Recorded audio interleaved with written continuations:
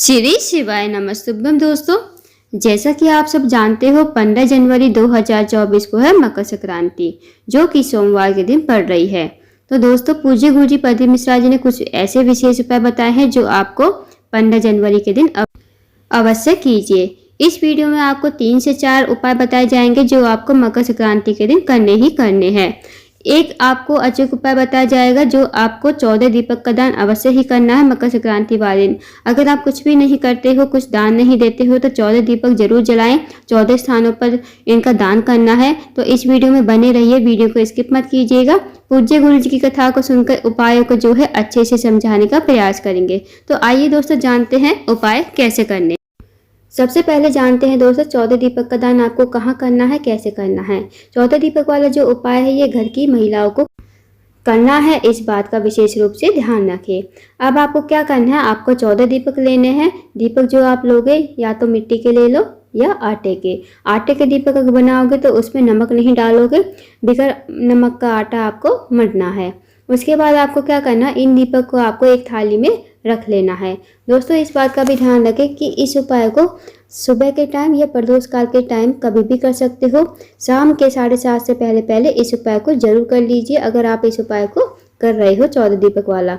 अब आपको क्या करना है, आपको 14 दीपक जो है थाली में रख लेने हैं।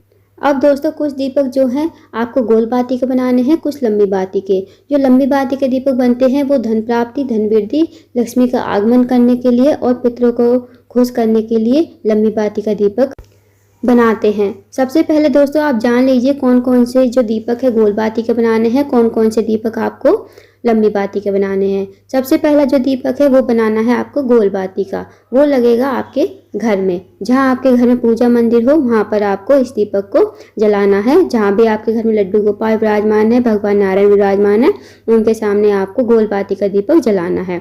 अब जो दूसरा दीपक है वो आपको जलाना है अपने घर की तुलसा माता के सामने। जहाँ भी आपके घर में तुलसी जी का पौधा हो वहाँ पर इस दीपक को, गोल बाती का दीपक जला देना।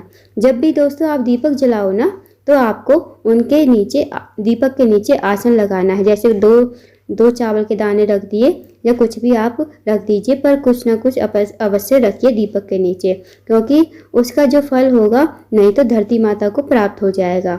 इसलिए आप चावल के दाने अवश्य रखें जब भी दीपक जलाओगे। उसके बाद जो तीसरा दीपक जलाना है आपको, वो जलाना है अपने घर के मुख्य द्वार पर। वो आपकी मर्जी है, आप चाहे गोल बाती का बनाइए चाहे लंबी बाती का। अब ये जो दीपक है आप लगाओगे राइट साइड पे। अब चौथे नंबर का दीपक आपको कहाँ लगाना है, ये लगाना है आपको लंबी बाती का, पितरों के नाम का। अब इस दीपक को आपको दक्षिण दिशा की तरफ करके जलाना है और आपको ओम पितृ देवताय नमः, ओम पितृ देवताय नमः, ओम पितृ देवताय नमः कर स्मरण करना है। अगर आपको पितरों का नाम याद है तो पितरों का नाम ले लीजिए, अगर नाम याद नहीं है तो मन ही मन स्मरण कर लीजिए पितरों का। उसके बाद 5वां दीपक जो आपको लगाना है वो आपको लगाना है लंबी बाती का, किसी भी कुआं, तालाब, बावड़ी, सरोवर के किनारे। अगर आपके घर के आसपास कुआं, तालाब, बावड़ी, सरोवर नहीं है तो आप अपने रसोई घर में मटके के पास, जहां आपका पानी का पीने का मटका रखा होता है, वहां भी आप इस दीपक को, लंबी बाती का दीपक लगा सकते हो। जो छठा दीपक है वो आपको लगाना है पीपल के पेड़ के नीचे। अब इसकी जो बाती होगी गोल बाती आपको रखनी है। 7वां दीपक जो आप जला, वो आपको लंबी बाती का दीपक आंवले के पेड़ के नीचे जला देना है। अब 8वां दीपक गोल बाती का बेलपत्र के पेड़ के नीचे। अब जो 9वां दीपक है वो आपको लगाना है लंबी बाती का ही समी के पेड़ के नीचे। अब ये जो तीनों पेड़ हैं, बेलपत्र के, आंवले के और समी के, इन पर आपको लंबी बाती का दीपक लगाना है और पीपल के पेड़ के नीचे जो है आपको गोल बाती का प्रयोग करना है। अब 10वां दीपक जो आपको लगाना है वो लगाना है गौशाला में। जहाँ भी आपके घर के आसपास गौशाला हो वहाँ पर आप इस दीपक को, गोल बाती का दीपक लगा देना। पर ध्यान रखें दोस्तों, गौ माता के पास ना लगाएं इस दीपक को, ताकि गौ माता को क्षति ना पहुँचे। तो गौ माता से थोड़ी सी दूरी पर ही हटके इस दीपक को लगाएं। अब जो 11वां दीपक आपको लगाना है, सोमवार का दिन है, शिव जी का दिन है, पंचमी तिथि भी है, तो आपको शिव जी के मंदिर में जाकर गोल बाती का दीपक आपको लगा देना है। अब जो 12वां दीपक है आपको लगाना है वट वृक्ष के पेड़ के नीचे, वो भी आपको लंबी बाती का ही दीपक लगाना है। अब जो 13वां दीपक है दोस्तों, वो आपको लगाना है अपने रसोई घर में। जहाँ भी रसोई घर हो वहाँ पर आपको ये 13वां दीपक गोल बाती का लगा देना है। अब बचा दोस्तों लास्ट वाला दीपक, वो आपको लंबी बाती का जहाँ भी आपके पैसे रखे होते हैं, ज्वेलरी रखी होती है तिजोरी में, वहाँ आपको इस दीपक को लगा देना है। तो ये आपको 14 दीपक 14 स्थानों पर लगाने हैं। इनका दान जो है बहुत बड़ा होता है, इनका बहुत विशेष महत्व होता है। तो मकर संक्रांति के दिन आप इन दीपकों का जो है 14 दीपकों का दान अवश्य कीजिए, आपको जो है पुण्य फल की प्राप्ति अवश्य होगी। अब दोस्तों आपने जान लिया कि कौन से दीपक आपको गोल बाती के बनाने हैं, कौन से लंबी बाती के।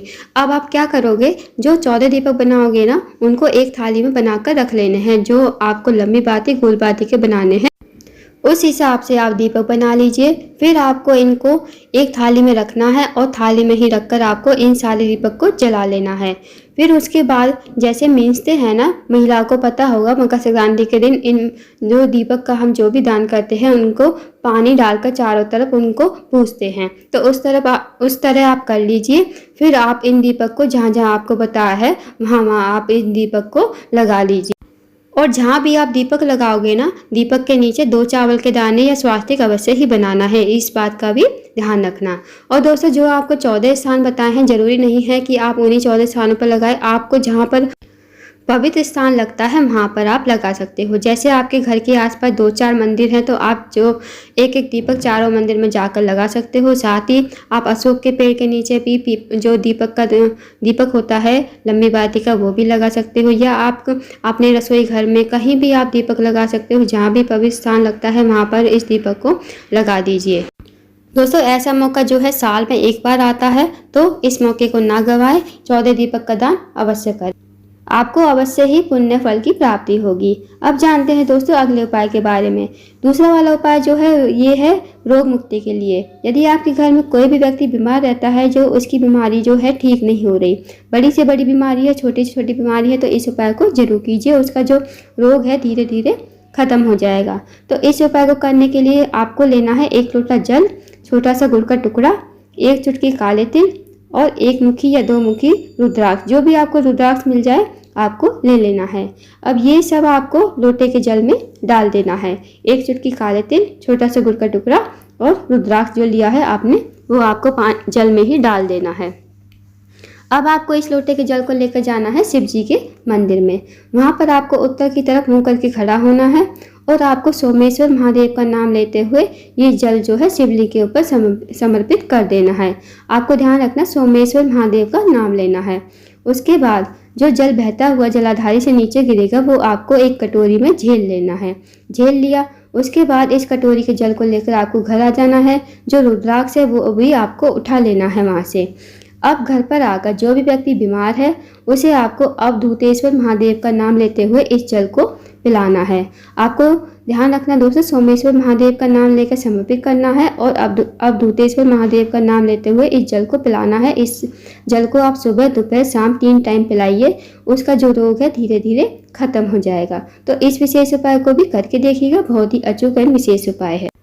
दोस्तों ये थे कुछ विशेष उपाय जो आपको मकर संक्रांति के दिन अवश्य ही करने हैं। इन विशेष उपाय को जरूर कीजिएगा। 14 दीपक का दान तो आप जरूर कीजिए। अगर आपको जानकारी पसंद आई हो, वीडियो को लाइक करें, शेयर करें, चैनल को जरूर सब्सक्राइब करें। कमेंट बॉक्स में श्री शिवाय नमस्तुभ्यम हर हर महादेव जरूर लिखें।